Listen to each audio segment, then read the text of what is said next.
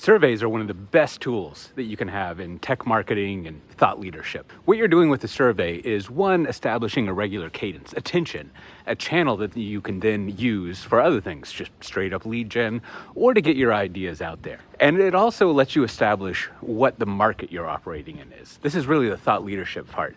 A lot of companies are trying to solve a problem that may be not quite understood, or the way it's understood doesn't fit with how they make their money. So you've seen a lot of this sort of happen.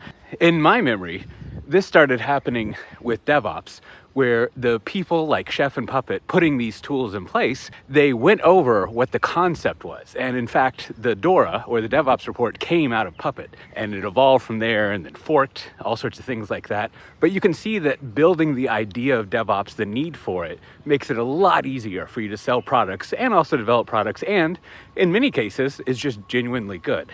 Recently, there's been a lot of surveying around developer productivity, things like Space and DevX, and also connecting together with DORA, because there's some of the same people working there. And you see a lot of the people involved in the survey work at companies like DX and other things like that, who are focused on commercializing this idea. Now, the work that's going on there is great. It's really defining this space, and I think it's very helpful, but you can see that it also immediately fits into the commercial interests of the company. So if you're trying to figure out how to do some marketing around your tech product, look into surveys.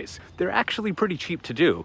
And you come up with questions that, again, map out the space that you're working in, just define the market. And I think it's good to do them annually, maybe even every 6 months, because you want to track progress and track changes and things like that.